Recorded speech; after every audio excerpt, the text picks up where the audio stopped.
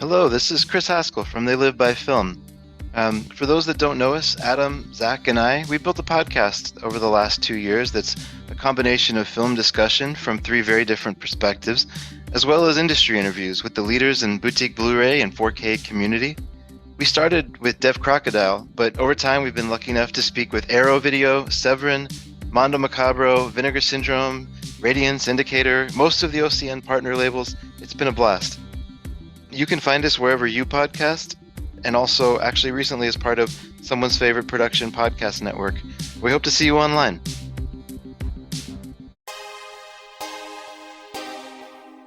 The audio commentary.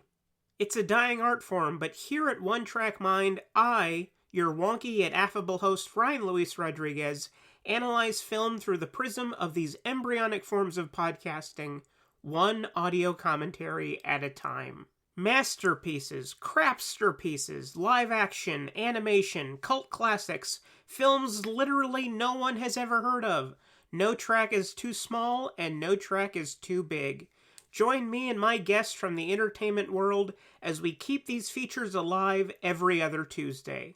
Hey, who else is going to discuss Bill and Ted's Bogus Journey one week and Citizen Kane the next? Us, that's who. Sure, you have to put up with my voice, but there's a certain give and take in this industry. That's One Track Mind, part of the Someone's Favorite Productions family and available wherever you get your podcasts.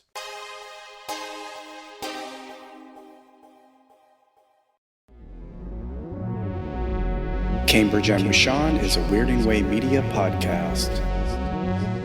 Obsess much.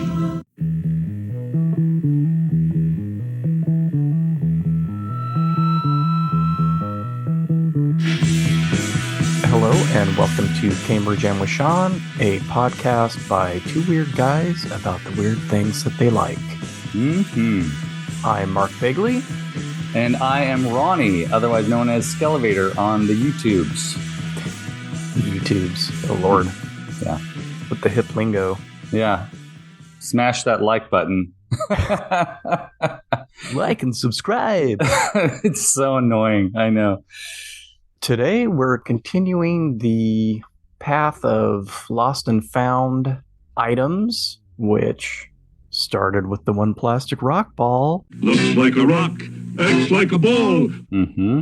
On our bonus episode, Ronnie, you mentioned something that I believe is going to be your first topic of the day. That's correct. And then that inspired me to look for another mystery item from my path that is part of a larger discussion, but I'm going to work backwards here. Since I already acquired this thing, I'm going to go ahead and talk about it, and then the bigger obsession that it is a part of will be something we get into when we talk about bands and music at some point. Oh, yeah. I'm assuming in the second season. Let's see, we recorded the One Plastic Rock Ball bonus episode on the 13th. You mentioned a item on that episode that you had been trying to find for a long time. And then I believe it was the next day you texted me that you had discovered what it was. I'm telling you. The day after that, because I was inspired by that, I thought, okay, I've got these other 2 mystery things that I still haven't solved. I'm going to look for it. And I figured that one out. All that said, why don't you take us back to what that item or concept was that you brought up on the One Plastic Rock Ball episode? It's really funny and strange how when we mention something on this show, it enters the zeitgeist and then emerges in some way. Like you mentioned, right after the day after we recorded that episode, I had mentioned in the episode that I was looking for a particular song. And this song was on a punk compilation CD that I got from this I didn't include in that episode, but I bought it at a really tiny record store up in Oakhurst where I went to high school, which is a small town above Fresno. This little record store was run by this guy who was a little bit older than me. He really led me down a really cool path of discovering new bands and bands that were emerging right at the moment, but also bands that were significant in the late 70s, early 80s, and establishing the hardcore punk movement and stuff. This is a funny aside. He and I had a radio show on an AM station up there in Oakhurst for about a year. And we would just play like old school punk and then some new stuff and weird things that I was finding. Like I would be the one to throw on like a song by Captain Beefheart, and he'd be the one to throw on a song by Black Flag. But it was a fun show. Like it was called the Brian and Ronnie Show. I don't know if I ever told you this, Mark. Did I tell you this? No, I don't recall this, but my comment was clever title for a show. Yeah, that's right. It's it's definitely a little less clever than Cambridge and Washawn, which I think Cambridge and Washawn is a pretty great and clever title, by the way. It's deep cut. I had a compilation CD, and I wasn't sure what it was called because I couldn't remember what it was called. And that's one of the things that my brain has done to me in the recent years is it's lost a lot of material from the past. So skating accidents, and God knows what else. The CD, I thought it was one of these punk compilations that were fairly popular, and I kept looking at those compilations and noticing they were all pretty much like new school punk, and that's really not. I've never been into new school punk. I guess it's not new school anymore. What would it just be called? Punk now? I was never a huge fan of NoFX and Green Day, and those bands showed up a lot on those later compilations. So I was trying to figure out what this one compilation was. Have you mentioned the song yet? I have not yet. Okay. The song... You can keep it secret if that's what you were doing. Yeah. Sometimes I do that. I start talking about something, movie, and I'm like, I never said the title of the movie I was talking about. I'm getting there. Okay. I thought it was a Husker Du song. Something in me, I'm 90% sure this is a Husker Du song. And then as I was listening to these compilations, I just could not find the Husker Du song that I was looking for. So I went through all of their catalog, what I thought was all of their catalog, and then I happened upon Faster and Louder Volume 2 on YouTube. That was sort of pushing a button for me. Like that was maybe where I needed to be headed. I read that title and I was like, that I think is the title of the compilation, but it wasn't Volume 2.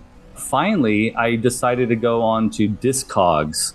I don't know why it took me so long to figure out that, because I could not find Faster and Louder Volume 1 anywhere else until I went to Discogs, found Discogs listing of Faster and Louder Volume 1, and sure enough, the name of the Husker Du song was a song called Statues, which was a single, came out on an EP, which makes sense why I wasn't able to find it when listening through their albums. So then I typed in Statues Husker Du on YouTube, immediately it popped up. Are you different? Are you new? No, you're just a statue. I was transported to that place. You know that feeling, right? You had the similar feeling with the rock ball. I spent a lot of time listening to that song, but also listening to the other songs on that record. So Dead Kennedys are on there, Bad Brains, Circle Jerks, Suicidal Tendencies, The Dicks, Angry Samoans, Meatmen, SSD, Red Cross, DOA, Really Red, The Stains, Government Issue, Mission of Burma, Husker Du, The Urinals, and Bobby Sox. And I listened to this album on constant repeat. It must have been my sophomore year of high school. The 3 songs, That's How I Escaped My Certain Fate by Mission of Burma, Statues, and I'm a Bug by the Urinals. I listened to those mostly. I don't know why I like those 3 songs, but they were grouped together on the CD toward the end. That, and of course, I love Dead Kennedys, so Holiday in Cambodia is one of my favorite songs. But that aside, Statues is an amazing song. I'm surprised that it's not part of their catalog because it was an EP or a single, and I guess only Husker Du fans really sort of appreciate it. But it's an epic song. It's simple. At the time, I was in a band in high school. It was one of my first bands called Leftovers, because we were all the outliers of the band community at my high school. So we were the leftover guys that weren't in other people's bands. And I tried so hard to convince these guys to play Statues. It was really simple. It was a really easy bass line for me to learn. And the lyrics were simple enough for me to remember. which was a big deal for me back then. And So this isn't a recent problem. no, it's been around for a while. I was a drama nerd a little bit in high school, and I had a huge problem remembering lines. Part of it was that I just didn't care back then. Now it's just I have a hard time remembering things. But yeah, I tried to convince them to play it. We planned one concert, and they didn't want to play it. We did some other crappy songs, and it was not a great performance. I've heard from friends since then. Well, that's nice. Yeah, Hey, remember when you guys played? You sucked. Yeah, I was in another band later on, and I saw a friend of mine from high school. We played in San Francisco, and they showed up to the concert, and they were like, "This was so much better than what I saw you do in high school." And I was like, "Thank you for that honesty." Yeah. Yeah. So since then, I've been listening to that song. I've been listening to Husker Du a lot more, Mission of Burma a lot more. But that song, it does something special for me, and I'm so happy to have found it. I am planning to get next paycheck. I'm going to try and get Faster and Louder Volume 1, add it to my collection. There seem to be only a few copies out there. I'm anxious to snag one. Interesting. You can't access that disc online. You mean like to order it? Well, to download that and put it on your phone. Yeah, I don't want to do that. Okay. I want to have the CD. I really want to have the CD. If you have Apple Music, you could go get all the songs and create a compilation on your phone. I know. I've already been listening to a little bit of that stuff on Apple Music. The truck that I drive around is a 2002. It doesn't have the capability to link up Wi-Fi, Bluetooth thingy. I want to get the CD so I can put it in the CD player. I also want to get the CD just so I can have the object, because I really do feel like understandable. Albums are, whether they're vinyl or they're on CD. I just love the physical media. I love the little booklets. I love being able to. Do you hear the motorcycle out there? No, your voice did something really bizarre. Anyway, sorry. Kind of scary. That's for you folks, because this is October now when this airs, and they won't hear it. I think it was just my earbuds, but anyway. Oh, that's funny. Have you contacted Ragin' Records to see if they have it in stock? Oh, that's a good idea. I didn't even think about that. You never know. That's funny. I never think about those guys. They are in town. And Tower Records. We have an area in Fresno called the Tower District, and that's what this record store is named for. It's not connected with the old Tower Records. Right. If that confuses anybody, we do not have a Tower Records here anymore. No. And that first Tower Records that we had that was over there near that movie theater that we used to show the art house films, that Tower Records was an epic tower. Like, it was a small space. The Tower Records ruled. It ruled, right? I mean, they had like... As did the video store. Yeah. 2 doors down or whatever. That's right. That was a great version of Tower Records. Okay, I have another question for you. Yeah. Did you have this on tape or CD back then? It was one of the first. So I remember that year, my sophomore year of high school, I got a CD player for Christmas or my birthday or something. And I was really into the Doors. And I was really starting to get into punk rock and Sonic Youth. And Faster and Louder Volume 1 was one of the first 10 CDs that I bought. There was a couple of Doors albums and Faster and Louder. We'll have to talk about the Doors sometime. Oh my gosh, right? That was certainly an obsession I went through. Better write that down. I have mixed feelings about, because part of that was stemmed from the movie, which I just wrote down obsession instead of the Doors. Door obsession. I'm glad I caught myself, because I would have looked at that and go, why did I write down obsession? I'm telling you, my problems are contagious, Mark. Be careful. That was one of the first CDs that I bought. So what happened to it as the follow-up? Yeah, I don't know. I don't know what happened to that CD. There were periods of time in my 20s and into my 30s where I made really dumb decisions based on monetary need of selling stuff off. I would take bunches of CDs to the record stores, sell them or trade them.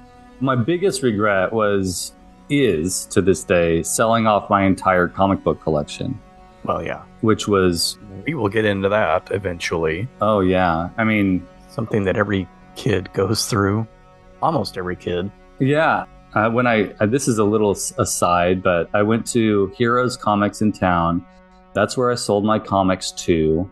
I went in there and I was looking for some really early Masters of the Universe comics that I had back then. I found deep in their archives a copy of one of them. I feel like it might be mine. Hey, that's I just had a feeling like some of the damage looked a little bit familiar to me. You never can tell. Never can tell. Now you can cue that song. Never Can Tell. Is that the name of that song? I don't know. I'm going to write that down, though. I don't even know what song you're talking about. The Pulp Fiction soundtrack. Oh. I can't remember it. C'est la vie, c'est the old folks. It goes to show you never can tell. For years, trying to find, literally from about the early 2000s up until a couple weeks ago, trying to find this song by Husker Du. Every once in a while it would pop up in my brain. Wouldn't be able to find it when searching whatever version of the internet throughout these last 20-something years. It's been a long journey, and it's a huge relief to have found it, and I have it written. Just dropped my earpod. I have it written down now, so I won't ever forget it again. You have it written? Well, yeah. You can go back and listen to this episode if you need to. Yes, thank goodness for this. It is that one. It's not even really that one thing, because you didn't have any new search terms. You were still looking for the same thing, possibly a Husker Du song from some punk compilation. And why it shook loose this time, who knows? It's so weird, right? And my story is similar. Same with the plastic rock ball. Same with a couple other things. I think I cut that out of the bonus episode when I mentioned, I have like 4 or 5 things that I have discovered, thought about, and then discovered. Still had a couple that I hadn't. It's really odd how sometimes it's by total chance, and then sometimes it's just looking maybe a little deeper somewhere to the left instead of to the right. That's kind of what happened with that Saturday Night Live coffee book for me, which I had looked for and had found, multiple times. I just didn't think that it was that Rolling Stone book. It was. Yeah. Or sometimes you have no idea and randomly will see something on the internet. Yeah. Which is what happened with 2 of the other things that I discovered or refound that we'll talk about eventually. The term you used was shaking it loose. I feel like that's probably the most appropriate term for this, because you can shake the tree 10 times, and in our case, probably hundreds of times. But you shake it that one extra time, you do it a different way. Or it's a different tree. Or if it's a different tree. And I don't know why I never thought of Discogs. Why didn't I ever think of Discogs? To me, that's perplexing. My brain should have known that. I'm aware of Discogs. I wouldn't have thought of that, because music for me is a different kind of thing. Yeah. Like, I have the things that I like that I've liked for 45 years. Yeah. For me, it's more like I forget about those songs, and then I hear them again, and then you're in a car or something. Yeah. Especially in the old days when you were just listening to the radio.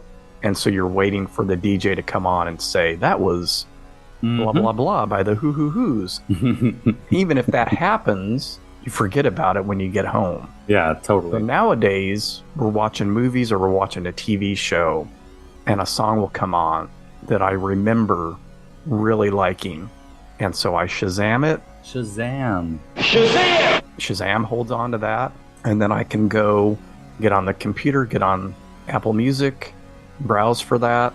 And if they have it, there it is. It's on my phone now. I did that with a Ministry song that I didn't even know was a Ministry song that I had taped off of the radio back in the 80s. Yes. I've never listened to Ministry in my life, but for some reason, this song must have been pretty popular at the time. And I remember having heard it, and when the song would come on, I would rush to put the tape in and hit record. Yeah. And so it was on a compilation that had all kinds of weird stuff on it.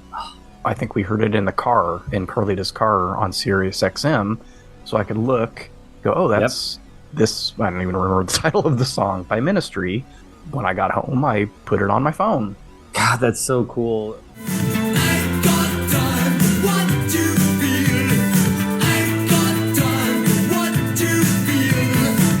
has to be brought back to my attention for me to remember. I couldn't go, oh yeah, I had this punk song or this tape from the early 90s or 80s or whatever. Yeah. It's got to come back into my brain, and then these days I can capture it a lot better and find it and have it. What's really difficult, like with your plastic rock ball, what's really difficult is when you have an idea of something, but you can't quite, it's like a dream state. Yep. You know how those dreams where you want to punch somebody, but you can't, your arms don't work. Yeah, exactly. You want to say something, but you can't get the words out. Then I wake up in the middle of the night and say the word, and my wife's like, what? What's going on with you?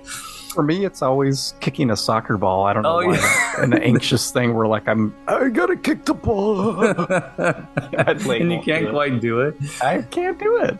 That rock ball thing, it's so clear now that you have it in your hand, right? Now that you can hold that ball and you found the appropriate terminology to search for it online, it's that revelatory moment where you're like, this is it. I found it. But up until then, you're in that dream state.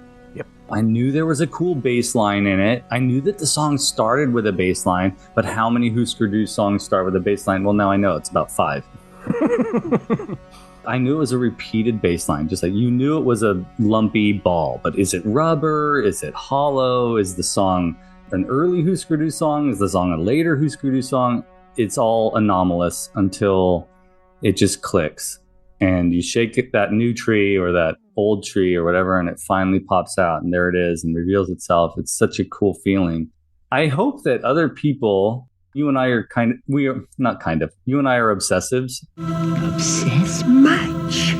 I kind of love that. I love that part of my personality because it allows me hours and hours of interesting journeys. And I wonder if there are people out there that are not that way. Oh, yeah. What kind of moments do they have where they're like, yes, that feels so good to discover that or learn that? And I hope that they do in some way, you know? I know there are people that aren't. Like yeah, us. It's true. One of us. Well, if you're listening to this, you're probably one of us.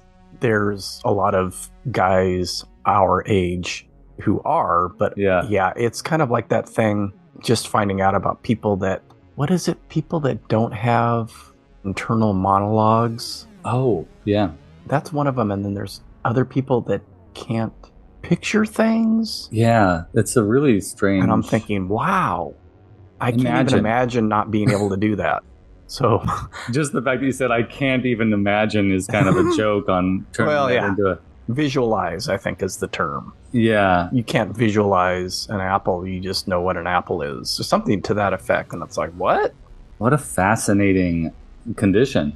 Apparently it's not that uncommon, so...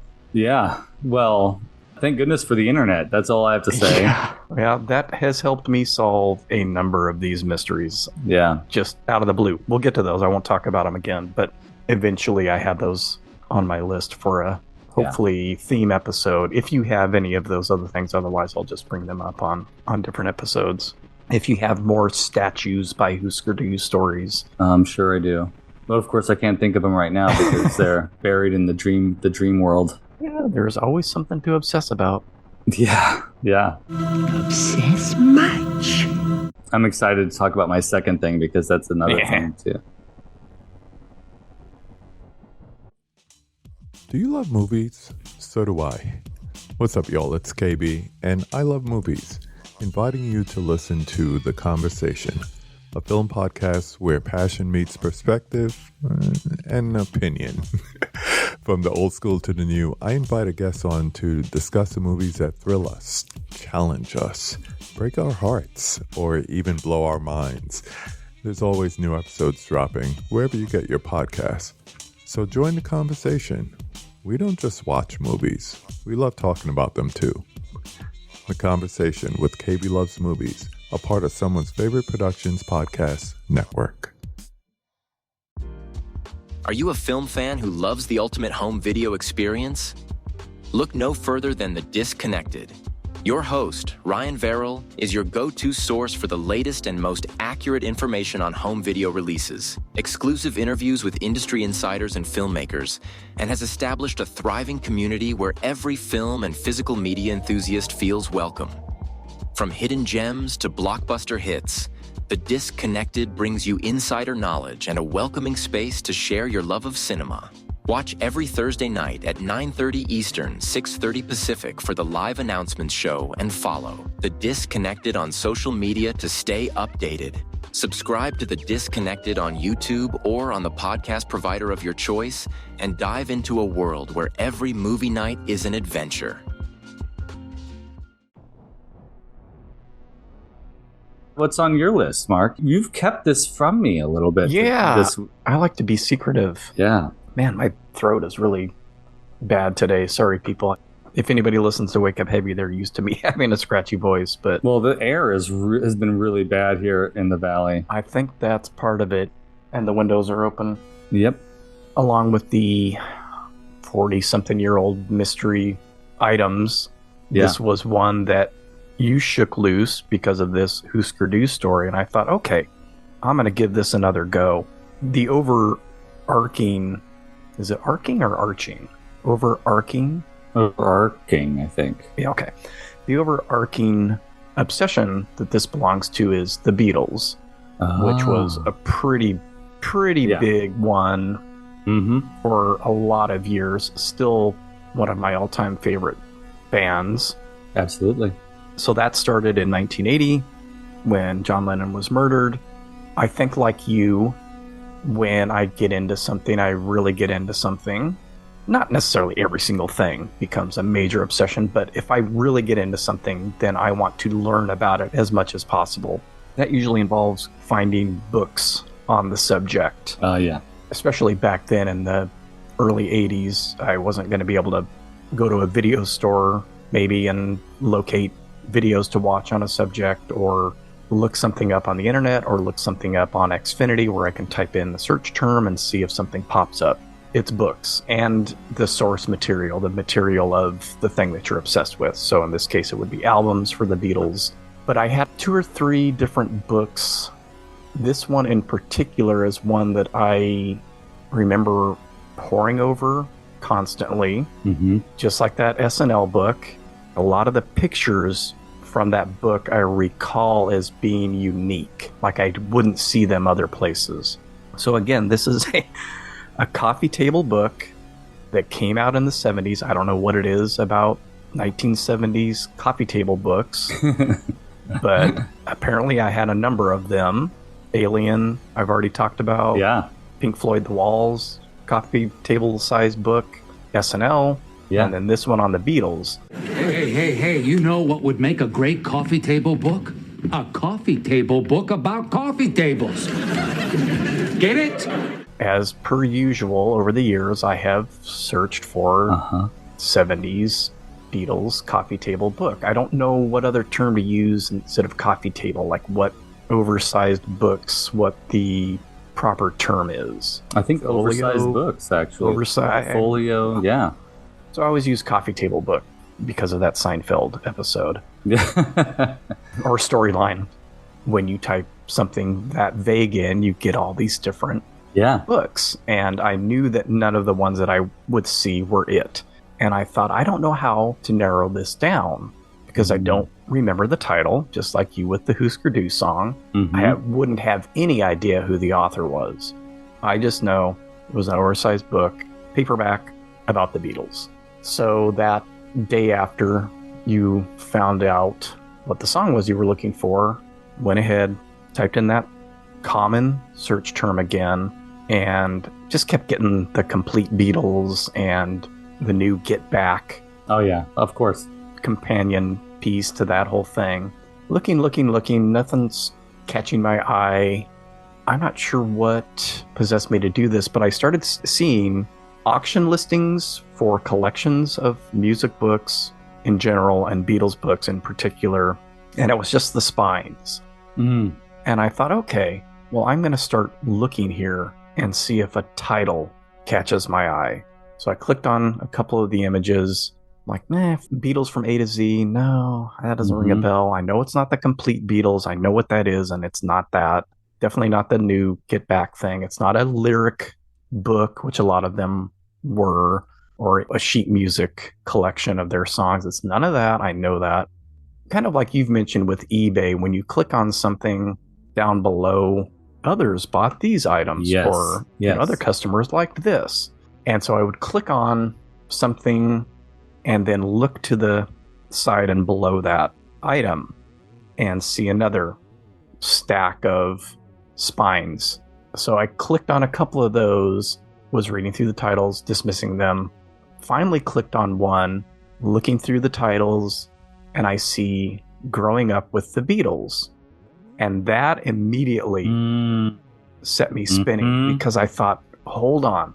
Literally, my brain stopped in its tracks for me and said, the book that you had wasn't just a Beatles biography, it was the author's biography about his time growing up with the Beatles. Yeah, yeah. I immediately put that title in the search bar and clicked it. The whole page was just the cover of this book. Immediate recognition with the picture on the book. Let me grab it real quick. And I say that because it's an odd picture that I have never seen replicated anywhere else. Of them. Younger. This is probably 64. Yep. In these red and white check, like gingham. Button-down shirts, all with black ties, holding roses. That is such an odd picture of them. Who knows how many thousands of pictures they took for the magazines, the fan magazines and all that. The cover's kind of all over the place because the font choices are strange, and like the is a little bit intense. The in the middle there is weird. Yeah. The Beatles name itself sort of replicates what was on the drum set. Right, right. There's tons of copies available on used book sites, ebooks, and so I went to eBay, found one for $3.99. Nice. Got it. It's a decent copy. There's some scuffs on it. That kind of stuff, I'm not worried. It just adds to the pedigree of the book. For sure, for sure. Got it pretty quickly, opened it up, and a couple things fell out of it. There's 3 little notepad sheets. Interesting. And one of them has album titles, Hard Day's Night, Help, all the way down to Rock and Roll. And it's interesting, these titles, because a lot of these are the U.S. title. Well, obviously they're the U.S. titles for the albums, but something like Rock and Roll, which is an album I had, was a later 70s compilation of hard rock Beatles songs. Right. Abbey Road, another one that I had, is basically a compilation of singles. Mark meant Hey Jude, the compilation album, not Abbey Road, the studio album. Late singles from like 68 on, Meet the Beatles. Well, that's an actual album. They noted some Kansas City Times, Ursula K. Le Guin. That's interesting. I mean, he must have sci-fi. And then the 1975 Life magazine, which I think was a pretty famous issue. There was a poster in here. I think it's Led Zeppelin. That looks like Robert Plant from Bananas magazine. I don't know if you remember that. I do remember Bananas. So I got somebody's, well-loved copy with their notes and... Oh, that's so cool. Not mine, though, because I don't remember writing anything about the Kansas City Times. I would have made a list of albums to get. You didn't have a Zeppelin obsession? No. Collecting posters? Yeah, I would have never had a Led Zeppelin poster from Bananas magazine.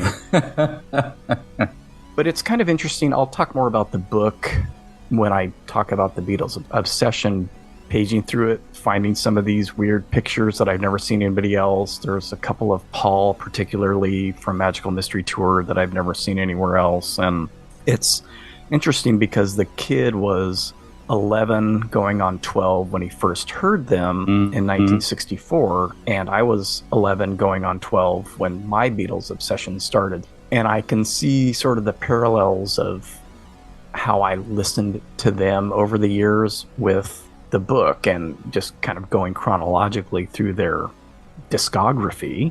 Yeah. I'm gonna probably read the book before I use that as a topic. It's really weird how that thought process worked to finally track this thing down. Like, okay, start looking at the spines, see if something grabs you. Something did and made my brain just like instantly kick in. Yeah. And then that cover was just, I wouldn't have had any, I didn't remember the cover until I saw it. Right. Remembering that I always thought it was an odd picture. Even back then, I thought it was an odd picture Yeah. to use for them, or of them. Luckily, though, that was, way, way, way down deep in there. So Yeah. that when I did see it, it just immediately was like, yeah, that's that weird picture That's they it. used that I have never seen anywhere else. That's so similar, to go back to Husker Du real quick, but it's so similar to when I saw the name of the song on the screen. Mm-hmm. I was just like, that's it. I knew it was a one-word title. I knew, but my brain, thank goodness, it's not completely shot. It's like, yes, that is the song. That's it. So you had that moment with the cover of the book. That's so cool. Well, and even with the title, though, because Mhm. I didn't remember that it was that mix of he's telling his story Mm-hmm. from 64 to 76, basically. So there's some post-Beatles stuff in there as well. He's telling his story along with, album releases, single Yeah. releases, and that kind of maybe not being as interested in the band anymore and then becoming interested again when Sgt. Interesting. Pepper comes out and blah, blah, blah. I didn't remember that aspect of the book at all. And it got me to thinking of another book that I had that was a trivia book, which I still haven't found, but I think I'm close. And then as I was searching on eBay, it actually brought up a book that I totally forgot that I had. But once I saw the cover, I was like, oh, I had that paperback too. Mm. I'll save all that stuff for when we talk about the Beatles, or when I talk about the Beatles. I have a question for you. When you were leafing through the book, when you got it in the mail, leafing through it, did that experience come back to you too, or was it just the cover? Yeah. No, seeing those pictures, those weird pictures, particularly for Magical Mystery Tour, I don't know why those always struck me as odd. Definitely did. And there's a couple of racy pictures in there. There was one of when John met Yoko and something from one of her art exhibits, and there's a girl with no pants on. You can see her butt. Oh, yeah. I was like, oh, yeah, I remember going back I and remember looking seeing at that. that picture all the That time. was my favorite picture. And then there was another one of a girl holding Beatles dolls. I think they're stuffed. And she doesn't have a top on, so you can see a little bit of underboob. Oh, yeah. So I remember going back and looking at that picture quite often. Oh, yeah. Oh, it was exactly the same as looking through that Saturday Night Live book. Like, I remember that picture. I remember this page layout. Weird. And then some pages I don't recall at all. Like, it's fascinating. When the memories are strong, they're very strong. Yeah, I had the same experience with this book of horses that my aunt used to have. I used to look at it compulsively, and then I ran across it at a used bookstore about 10 years ago or something. Ran across that same book, and it just clicked. Leafing through it, it was like every image. I wasn't interested in buying it for myself just to have it, because I'm not huge into horses. But when I would look at those images as a kid, I was like, wow, that's it really made an impression. So I was hoping you would have something similar to that with the images in this book. Oh yeah. The strong memories definitely hit when I see those pages. So this was the question. I think I mentioned this pre-recording about bookstores in town. Oh, yeah. And wondering back then, other than the, what did we say, B. Dalton that was in Fashion Fair? B. Dalton in Fashion Fair, Walden Books in Manchester Center. But even before then, do you remember the Upstart Crow in Manchester? Oh, yeah. Because I think that's where I got a lot of these pre-B. Dalton. My relationship with Upstart Crow was only hearsay. Mm-hmm. And it's funny, too, because my family frequented Manchester because it was close to our house. I mean, it predates Fashion Fair by a number of years. So that is where we used to go. Yeah. So I think maybe I was too young, but I've had several family members and friends say, remember Upstart Crow? And I think when you and I, this is a whole other episode of discussion, but you and I worked at Walden Books together. And I think that's when you first mentioned Upstart Crow to me. I never had the experience of going there to shop, but I kind of wish that I had. Yeah, there's a couple of books that I know I got there, and I'm just curious if this is one of them. But it was really cool. It was all like wood paneled and cozy, and that's awesome. We didn't go there a ton because I think I did most of my book reading at the library, at the Sunnyside branch of the library. But once around this time in the early 80s, when I started getting stuff for myself or asking for stuff, I think it was a lot of Upstart Crow shopping. And then mid 80s and later, it would have been B. Dalton in the mall and Fashion Fair. It's one of those things that comes up on that Lost Fresno, and I always forget about it. And then I'm like, oh yeah, that was a really cool place. It's a great name for a store, and much more interesting than Walden Books or B. Dalton. Well, any of the ones Booksellers. that are just named after some dude. Yeah. B. Dalton, Walden, Barnes & Noble. That's great. Yeah, it was Powell's. cool.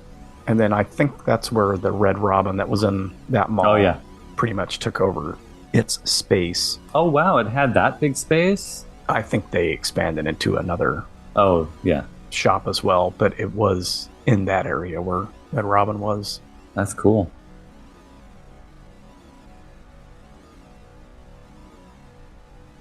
According to LondonTheatreDirect.com, Upstart Crow was used by a critique of Shakespeare by Robert Greene.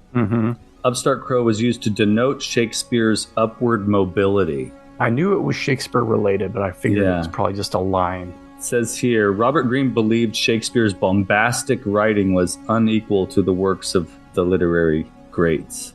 Which it's hilarious because I kind of feel that way about Shakespeare, but it must have been interesting. But who are we still talking about today?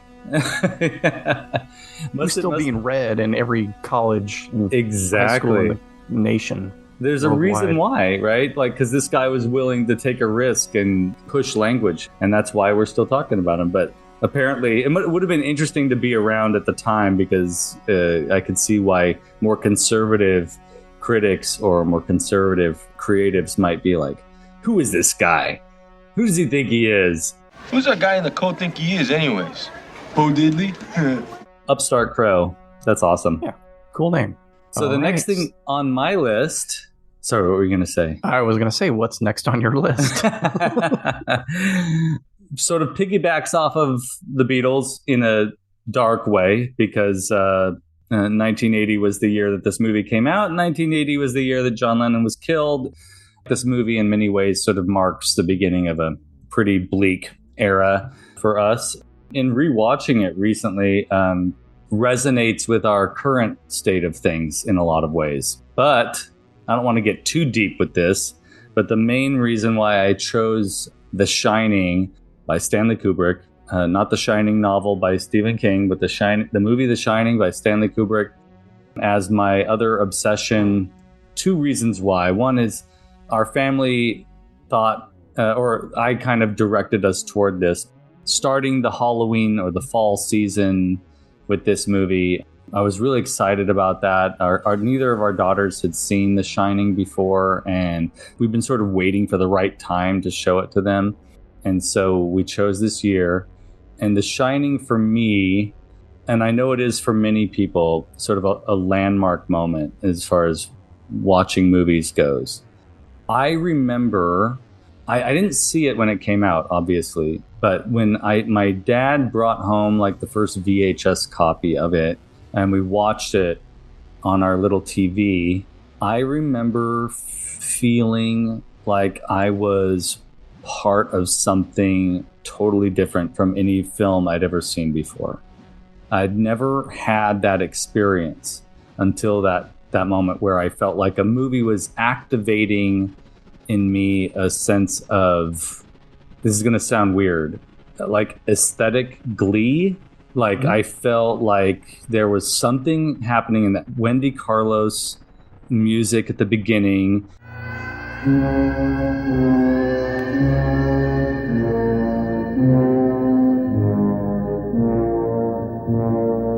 The mountainscapes and the ominous, the foreboding, but you don't really know how to feel about this.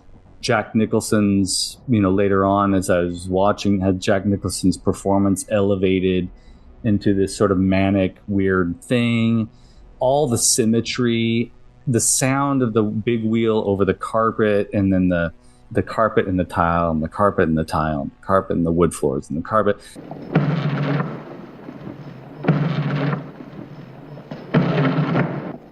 As a kid, As a young person watching this movie for the first time on a tiny screen, I felt like I was part of something bigger. That movies didn't have to just be entertainment, movies could be art. I hadn't really had that feeling before until seeing that movie. And it sort of marked an interesting era for me as a young person, and my relationship with my dad. He would then like bring home Eraserhead and just cut them up like regular chickens? Sure, just cut them up like regular chickens. Other oddball movies that it was like, oh, little Ronnie likes this weird stuff, so maybe I'll just sort of expose him to all the weird stuff. El Topo at 8 years El old. Topo, right? Yeah. Thank goodness I didn't see that until later on. But my dad did have a movie. You and I have talked a book called Midnight Movies. He had that book. I would leaf through it and I'd see images of El Topo and I'd see images of all these things. I have a different Midnight Movies book, but it's about the same movies. I believe there are 2 different books about the same thing, called the same thing, but they are by different authors. Yeah. Because I know the book you're talking about, and I know the one I have, and I'm pretty sure they're different. That's interesting. Maybe they're different editions, or I don't think expanded edition versus... Because I've looked it up before, and I know that there are 2 competing books called the same thing. Yeah, that book was like my dad's version of that book. I would return to that and leaf through those pages. I didn't understand half of what I was looking at. I knew that these would be interesting movies to see. But The Shining was sort of a remarkable moment for me as a kid. Like, movies could do something bigger in watching this. But also it marked the beginning of my obsession with Jack Nicholson, which I've already talked about when we talked about Batman 1989. I think it's the movie I've returned to the most, that I've probably watched the most in my life. And it's interesting because I wouldn't say it's my favorite movie of all time, because that fluctuates, but it's definitely up there. It's the perfect movie for this season. Watching it again recently made me realize that, unfortunately, and I don't want to get down here a little bit or political or anything, but I'll try to keep it vague, but unfortunately, the themes in that novel, in that book, in that movie, sorry. I take 2. The themes in that movie are relevant now, are still relevant. I don't think they will ever be irrelevant, unfortunately. It's really too bad. So doing a little research, I was seeing why Stephen King didn't really like the Stanley Kubrick version, and part of that is that Stephen King, at the end of the novel, if I remember correctly, Jack sort of redeems himself by burning the hotel down. Right. And to me, I feel like maybe the movie is more important because it doesn't take that turn. As you just said, that perhaps this problem cannot be resolved or won't be completely resolved, and that toxic masculinity will always sort of be an issue. And that the most haunting aspect of that film is that even though Jack is dead, he's still around. His spirit is still not just in the Overlook, but like everywhere. I thought that was a really interesting thing to sort of rediscover in watching it now as a 47-year-old guy in this current era that we're living in. And the other issues that King had were with the depictions by Jack Nicholson and Shelley Duvall of those characters. And he saw them differently, and they are different in the book, but I think a lot of the critique of Jack Nicholson is that, oh, well, he's crazy from the beginning, but it's like, that's just because you've seen him act crazy in other movies. I think you're right there. And when you have a 300 and something page book, you can take a lot longer to get him up to that level in a 2+ hour movie, even though it is longer than most horror movies. You got to get to it quicker. Yeah. He kind of can't help how his eyebrows are, right? Yeah. The thing that I prefer, though, about the Shelley Duvall character is that, and his critique is that she's way too weak for way too long. He saw Wendy as more, not standing up to, because she goes through a lot in the book as well, a lot of abuse and things. But I, again, think that it hits a little bit harder in the movie because you don't think that this woman can stand up for herself. She keeps her and Danny alive. Yeah. And so that turn for me means a bit more in the movie. Yeah. In the film, it's kind of an unexpected turn because it's really smartly done. There are hints at her strength, even from the very beginning. Right. But it's not overt. And then at the end, she's driving that snowcat off the premises with no hesitation. I did read up a little bit on this about Stephen King's interpretation of Wendy in the movie as being weak. If the strength is too overt, then you're not scared for the potential success of the outcome. You have to be worried about her. You have to be worried about her and Danny. And both her and Danny are, despite being in a tumultuous situation, are essentially holding their own throughout the entire film. Wendy has sort of a Shelley Duvall Wendy is so hopeful that shit's not going to get weird all the way up until the moment where shit starts getting weird. And that kind of seems very realistic to me, that a person would be like in denial right up to the point where they can't be in denial anymore. And how that's a breakdown for her. Like, she breaks down because of that. I have another theory. I don't know if I posited this on my Stephen King series when I talk about the book and the movie. So many of King's characters are loose versions of him. They're almost all teachers struggling to be writers. I mean, I don't know how many of his lead characters are that person. And if anybody knows anything about King, he was an alcoholic for a number of years and was not nice to his family during that time. If I'm not mistaken, he did something similar to his son Joe as a child. You know, the whole arm wrenching thing.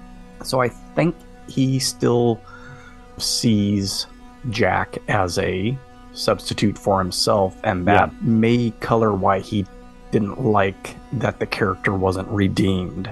Yeah. It's almost a personal affront.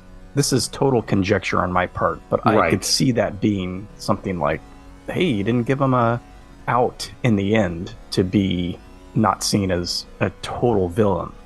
Even though it's conjecture, I think it's pretty... You might be hitting the nail on the head, because the miniseries that came out on TV that Stephen King produced, it follows the book more closely. It shows that redemption at the end.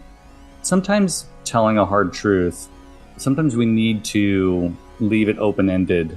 You can tell the story of an alcoholic and have it end at AA and everything's better. To tell the story of an alcoholic, to leave out the AA and the everything is better at the end, still tells the Grimm's fairy tales version of it, which is, this is the part of a person that you need to be aware of, dear reader, and watch out. And that's, to me, what The Shining does. Is the film The Shining does, as opposed to the novel. But the main reason why I wanted to bring it up was because of the aesthetics of that movie. The clothing, the cinematography, the music, the interiors. It's the reason why the movie There Will Be Blood is one of my favorite movies also. There Will Be Blood can't exist without The Shining. When I saw There Will Be Blood in the theater, I was like, this is so good. Why is it so good? And then rewatching The Shining, I was like, oh yeah, that's why. That's why there's so many nods to The Shining in that.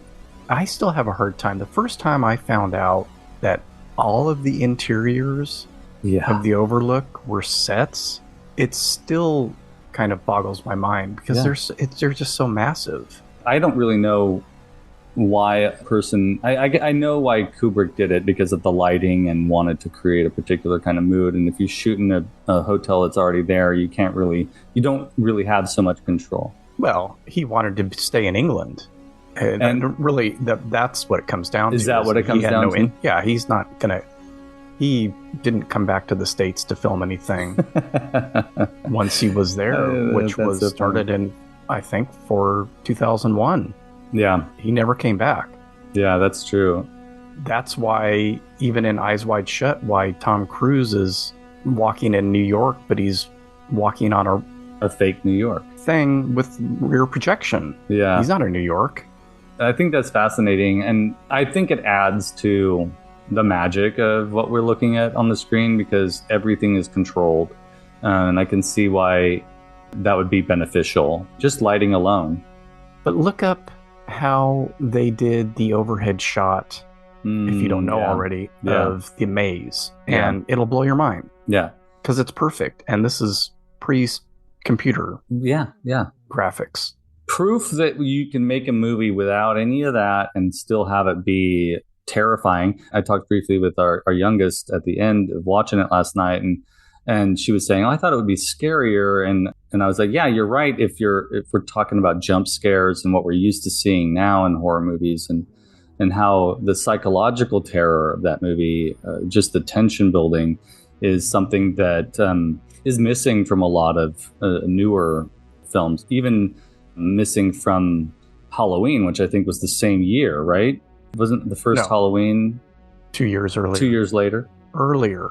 Oh, earlier. That's right. It accomplishes a kind of terror, but it also accomplishes a kind of beauty.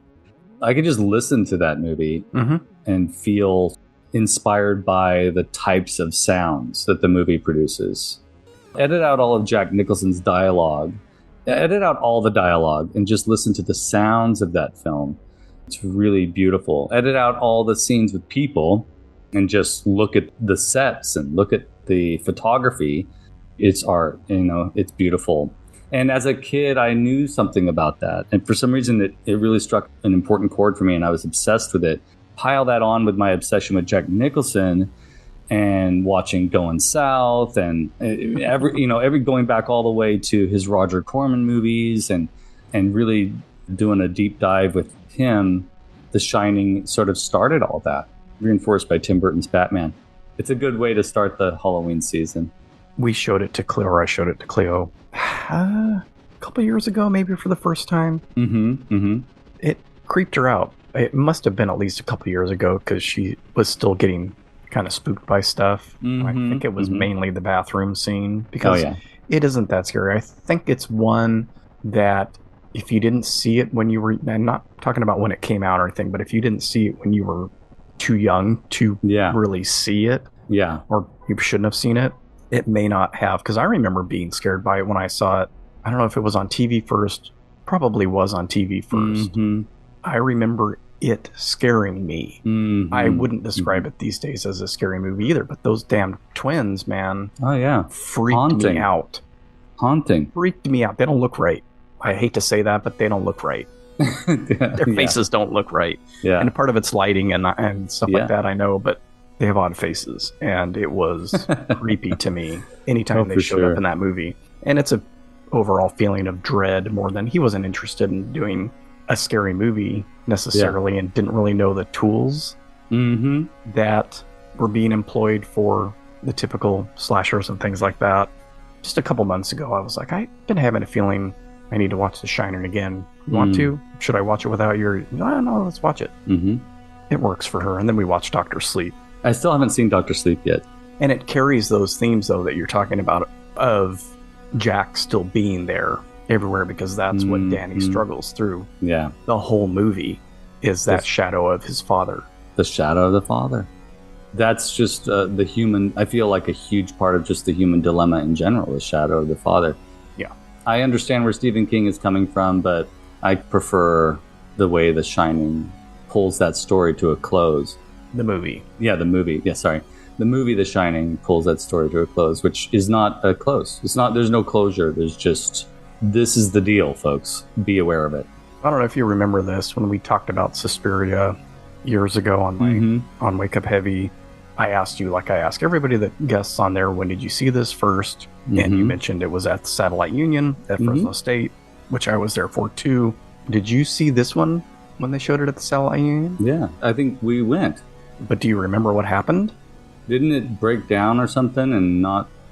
It was in the reel. I don't think it was backwards, but it was reversed. Oh, it was that's right. It was either upside down and reversed, or backwards and reversed. So it was actually, it was so disorienting, because it's like, wait a minute, film runs backwards. You can kind of, everything's still positioned correctly. That's right. And you go, oh, this is running backwards. But it wasn't that. It was like flipped. It had been wound the last time whoever it shot. I don't even know how you managed to do that. But it was flipped the wrong way. And that's like, right. What? So we didn't end up seeing it, because they couldn't fix it quickly enough. That's right. I remember that now. And I was really pissed off. I remember that too. I think I remember that more than actually what really happened. Well, I don't. I mean, what, $2 or something? Probably go see it at the Satellite Union.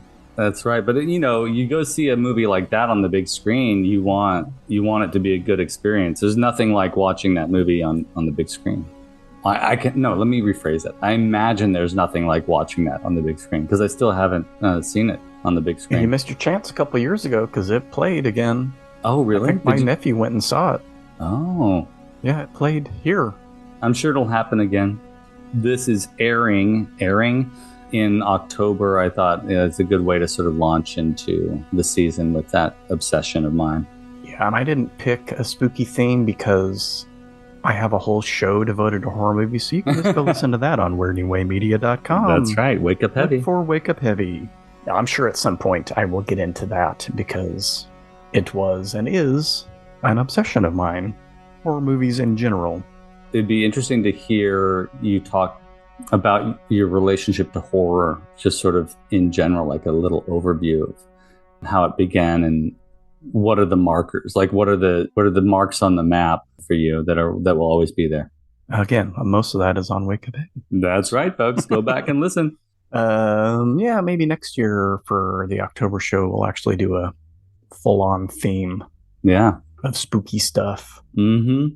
Kind of talked about a few spooky things like the monster movie book and makeup kit and things like that. We'll always return to that because that's something that drives the both of us. Very true.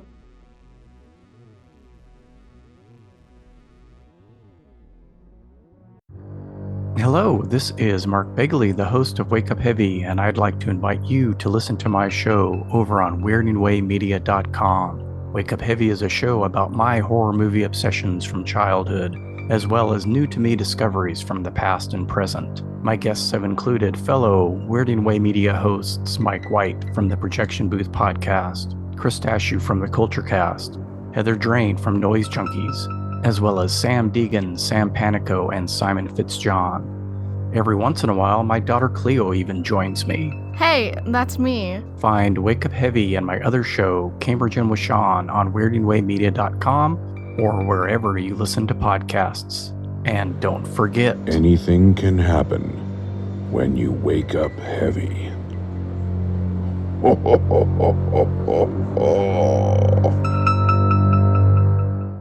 So what's next on your list? Well, I don't have a new item to talk about. I am continuing my One Plastic Rock Balls saga because some more things popped up out of the ether, out of the zeitgeist.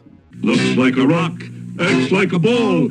And I think on that bonus episode, I said, the whole thing of this is, when is another one going to roll around? Another 20 years I gotta wait? Yeah. When I'm 70-something? Right. Well, I didn't have to wait another 20 years. I only had to wait about a couple of weeks. We recorded that bonus episode and I put it out pretty quickly a couple days later. I think the next week, sometime, well, let me see. It was on August 24th, so not quite 2 weeks later, sitting on my couch, scrolling through Facebook. It's about all I do on Facebook these days is look at my feed and see if anything interesting pops up. A post from that vintage action figure and toy page popped up, and it was a group of pictures of 14 of these plastic rock balls. Wow. And I thought, what in the world? The gal was asking, can anyone help me identify these? I got them in a large lot of cereal premiums. I went to respond, saw that some people had already replied. One person that had replied to that previous one posted the same commercial. Get a rock ball free, get a free rock ball. People keep going back to that commercial even though it's the incorrect version. Still the same idea.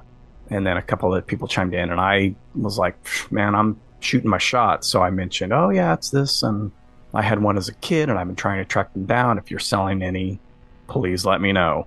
A couple other people did the same thing, and I finally saw a response from the gal saying, I'm not selling them right now, just trying to sort through this whole lot of premiums, blah, blah, blah.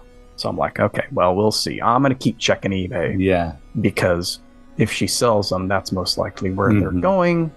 So I think the next day, use my saved search terms, and up popped 2 different auctions from the same seller. One for the blue version and one for the gray version. And the blue version they were selling multiples of. And I ignored it because that's the one that I had gotten and talked about on that bonus episode. And these were buy it now auctions, which made me happy. Yeah. But the price was a little high still. So I went ahead and made an offer. Offer got accepted. My money was withdrawn immediately. It got shipped. And I think on that same day, on this other gal's post on that Facebook page, a guy had chimed in. Coincidentally, I got these in a large cereal premium lot, and it was the bouncy version. So now I had a picture of the bouncy version to look at, and they are different sculpts, completely different textures. And when I saw that, I kind of thought, and I don't think I mentioned this to you, but I was like, you know what? I may have had one of those too, because it was striking a lot of receptors in my brain. Right. And it just wasn't as interesting to me as a kid if I did have one, because it's definitely not the one that I've thought about for 40 something years. Right. It did look familiar. So then I'm thinking, okay, did the same thing. Hey, well, actually I DM'd him on Facebook. I'm like, I'm not posting on this thread anymore. Said, apologies if this is uncool to send something out of the blue, but if you're selling any of those bouncy balls, I'd be interested. He didn't respond. So anyway, back to the eBay listings, I saved them and kept looking and waiting to see if I could figure out if this was the same gal who just the day before had said she wasn't going to be selling them right away. And I felt like no, because it happened so quickly. But as time went on and one more auction of hers came up for a set of the 3. So you would get a blue one, the gray one, and the brown one as a full set. Yeah. Buy it now. I was thinking, man, this is a really big coincidence for this person on eBay to have multiples, obviously, of the blue one. I believe I got the only gray one that was up as a solo auction.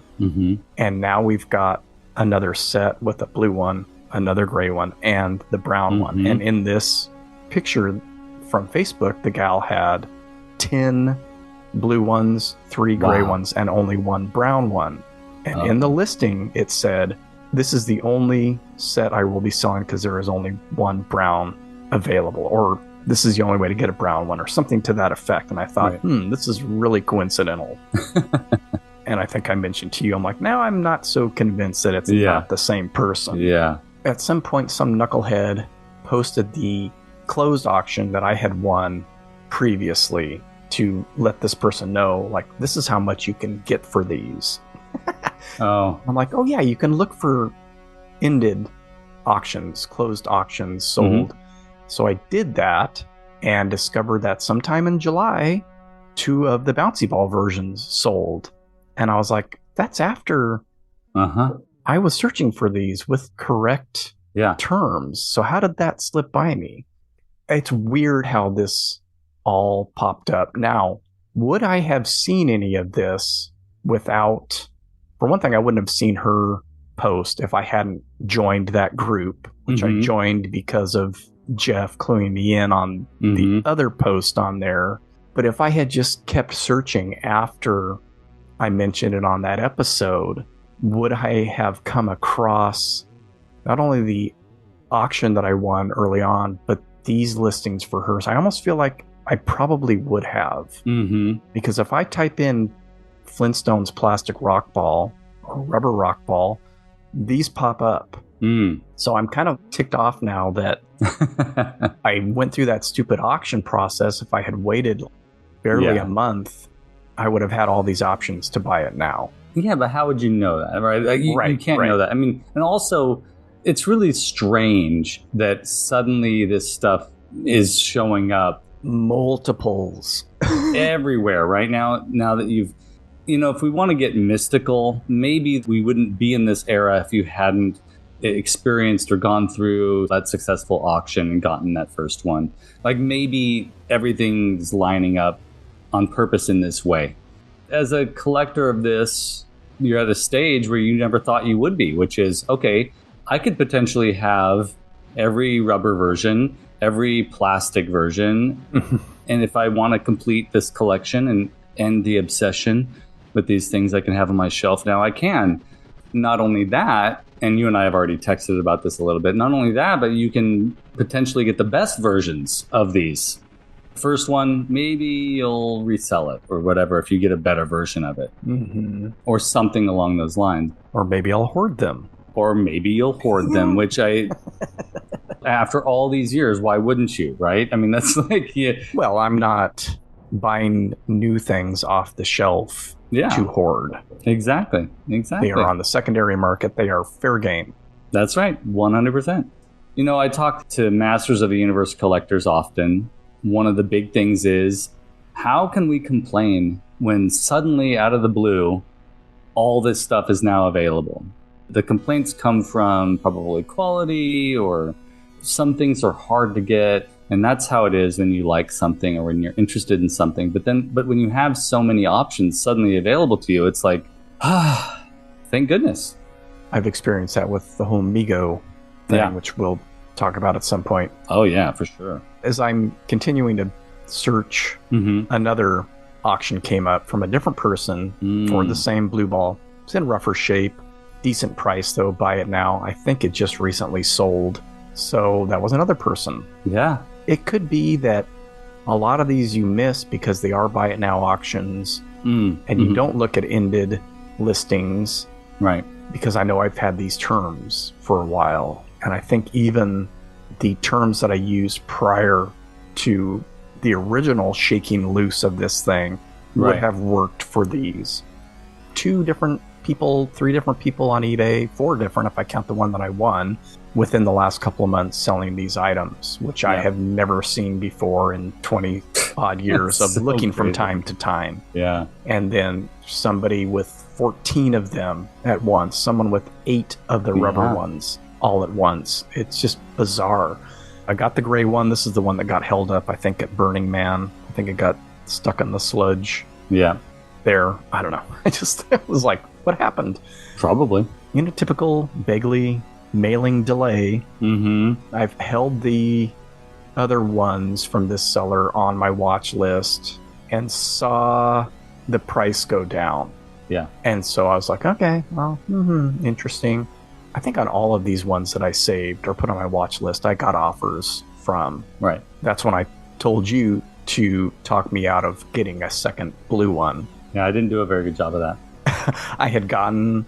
the price had already dropped from the seller. It had dropped $5 from the original listing price. And then I had gotten the offer, which was another $5. And I thought, you know what? I'm just going to make an offer then that's even less than that. And they can either counter or deny it and whatever. So I made that offer and they accepted it. Money went out. It's been shipped. It'll be here Monday or Tuesday. That's so awesome. I love that. Then it's just the brown one. When I got that gray one, or what they call gray, it's more khaki, or it's got a tannish tint to me. I'm like, is this the one I had? Because the brown that I'm thinking of in my head is the inside of a golf ball brown. It is not the brown of the ball. That's almost like a rust color. Right. It's really orangey. That looks odd to me. Like, I don't recall that. Huh. My memory doesn't work with that. So I don't know. Right. But that is maybe it was the short packed one of the bunch because it's the least common one to come up. Lots of blue, though. Lots of blue balls. I'm surprised I haven't said blue balls before right now. Well, I'm excited because it's like you've entered an era. First of all, you solved the dilemma, and now you've entered the era of collecting. Now it's a glut. Yeah, There's a glut of them now. It's a glut, and that's a really cool place to be because that means you can resolve this soon, and hopefully you'll get all the colors, and you'll get the versions, and then it'll never be resolved, Ronnie. It'll never be resolved. This is going to be constant. I sent you when you said talk me out of this, and I sent you a picture of all my mermen, and I was like, I don't know if I'm the right person to do this. Yeah, I wasn't really sincere. Yeah, because I was going to ignore pretty much anything you said anyway. I did have some good advice, which was... You did. Upgrade. Yeah, if you got a good version of something, if you can find a better version, and you've got the better version. And that doesn't mean you have to hold on to all versions. But I probably will. But yeah, I was thinking about this acquaintance of mine in one of the Masters of the Universe groups on Facebook, and he has a whole wall of vintage stinkors, all of them at very varying conditions. And there's something massively beautiful about looking at that wall of orange, black, and white. I mean, it's very cool. And I imagine his room smells like patchouli, and that's kind of cool too. It depends on your relationship to the thing. The upgrading thing I get. The other thing, the reason I got that second blue one is because it was at the price that I was willing to pay that I haven't paid yet, which seems stupid because it's like, I overpaid for that first one. Yeah. I got the gray one for a decent price, still a little bit much. And this satisfies at least that part. I finally got one for what I think is the correct price for these things. Right. There could be a time where you see them for even less because of a glut. Yeah. This person, they'd had those 3 blue ones up for a long time. One of them had sold, so there were 2 available when I made my offer that got accepted. So that left 1, and then someone else got that one because I saw that it was only on the ended auction listing. Well, now she has a new listing for 3 more. So that's 6 plus the one that was in the tricolor set. That's 7. So I'm even more convinced that it's that gal from the Facebook page. Yeah. It sounds to me like it most certainly is. Because I know it's a woman. This means that there's, you've got this opportunity to take advantage of the opportunity, I suppose. It seems a little silly that they would be like, I'm not going to do it, and then do it. Yeah, the very next day. I don't know. So that still seems kind of odd to me. But, get people off your back. And that thread or that post had disappeared from the Facebook page at some point because I had saved both of those posts on Facebook, and I went to my saved page and that one was gone. Yep. Did you get a brown one yet? No, I just have the gray one, which to me is tan. Yeah. Carlita and I always beige. I mistake gray and green taupe a lot. Yeah. I'll say, I'm going to go get my green shorts. You're like, what green shorts? You don't have green shorts. These green shorts. Yeah. So I have the gray one, and I will have 2 blue balls. Mm-hmm. Wouldn't be the first time. Waiting for a chuckle.